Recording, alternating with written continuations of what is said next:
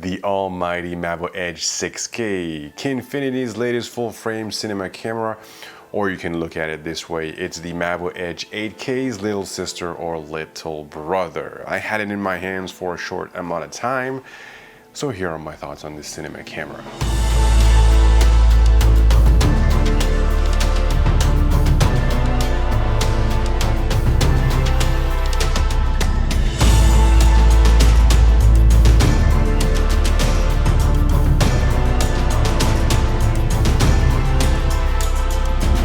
Equipped with a 6K full-frame CMOS imaging sensor, you can film up to 75 FPS in 6K and 150 FPS in 4K. The camera features dual native ISO 800 and 5120 and has an internal motorized full spectrum END filter. And this was enough for me to catch my attention. You have industry standard ports and dual SSD media slots.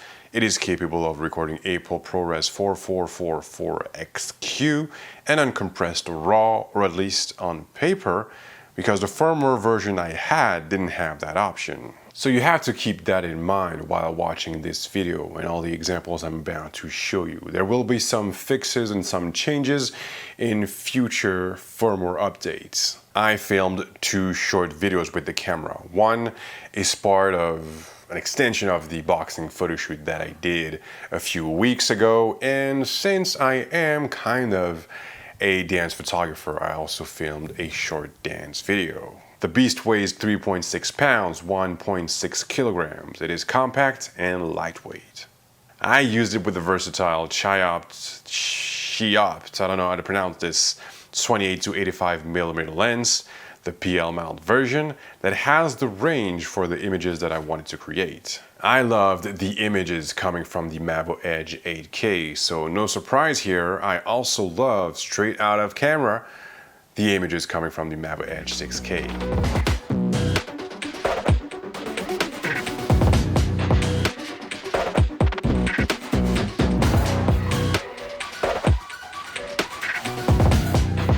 I enjoy the skin tones, how it handles the highlights, the low noise in the shadows and in the darks, and the dynamic range. They claim that it has 14 stops of dynamic range, but so far the tests that I've seen show that it has a little less. The ProRes recording codec is perfect for me, and it's nice to know that in a future firmware update we will have uncompressed RAW on this camera. Finally, I filmed the majority of my sequences in ProRes 4444XQ, which gives me a 12-bit image, tons of room for color grading. I really like the overall design, the button layouts, the way it feels, everything is well thought out. And again, having an internal END is really a plus. Multi-channel audio tracks are available, 2 full XLR connections on top of the Mavo Edge 6K. And this time, I used the KINEFINITY batteries instead of my own V-mounts. Several mounts are available. I would personally go for the PL mount, but you have plenty to choose from. Passive E, EF, LPL, it's up to you. Now, what about the Extreme Chiopt 2885mm? It's a full-frame zoom cinema lens that, with the short experience I had with it, delivers good performances overall. It loses a little bit of sharpness, wide open, but starting at T5.6, you get better results. It has a smooth 288 degrees focus stroke for manual precise follow focus. I use it with the small wireless follow focus by PD Movie, and it performed flawlessly. It has a T3.2 constant aperture. It is of course bar-focal, and breathing is almost unnoticeable.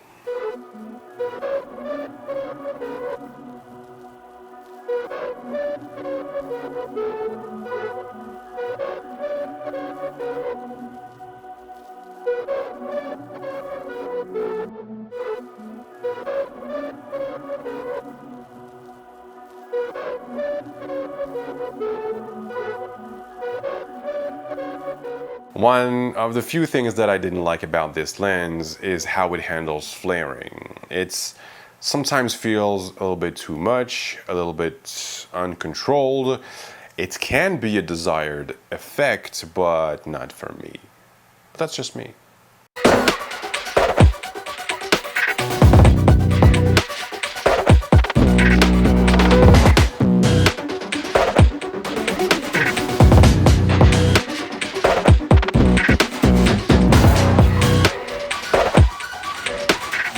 One other thing I didn't like about this lens is the weight. At around 2.7 kilos, 5.95 pounds, it's a heavy lens. It's heavier than the camera itself, the Mavo Edge 6K. Now, when you add different accessories like a monitor, an EVF, a video transmitter, a follow focus, a V-mount battery, and so on, the thing becomes less compact, heavier, and ultimately will require a camera crew.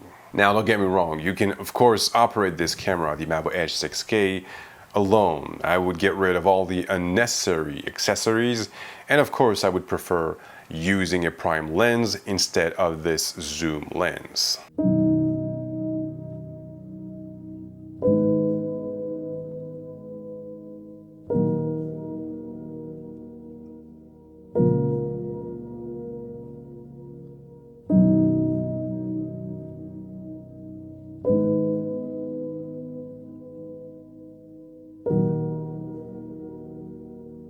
Now, who is this for? Would I choose the 6K version over the 8K, and why?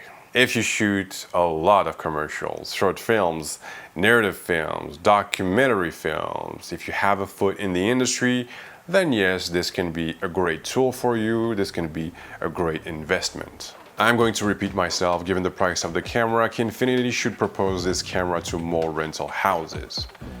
This will allow more people to see it, to test it, and help the brand further down the road.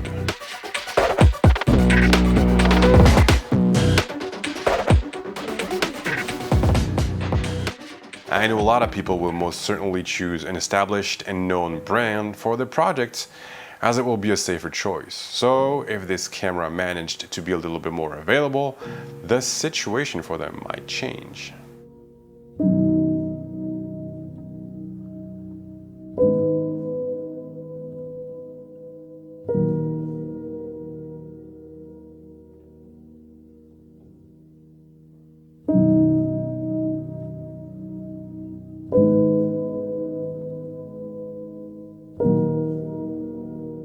If you are a content creator and all of your stuff ends up online, on YouTube, then you already know the answer. This camera is not made for you. If you do corporate videos, of course you can make corporate videos with a cinema camera, but wouldn't make any sense.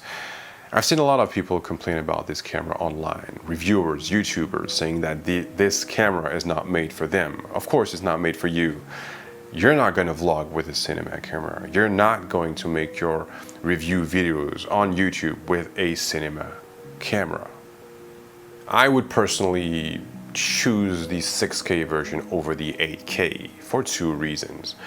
One would be the price, obviously, and two, I do not need 8K. I would shoot everything in 6 and deliver in 4K and have a little bit of extra room just in case. I am currently in a place where the volume of work that I do that requires this type of camera is too low, making this a bad investment for me now. This is why I complain a lot about the difficulty of renting this camera anywhere in the southwest of France right now. Who knows, things may change for me in the near future and I may reconsider investing. Until then, I really hope that more amazing tools will come out and will be available for us filmmakers. Things move so fast, so quickly these days, so I don't think it will be a long wait. That is it for this one. I would like to thank KINEFINITY for giving me the opportunity to test the Mavo Edge 6K. Please go visit their website if you wish to learn more about their products. Whew. Please stay hydrated under the sun, take care, and until next time, please have a good one.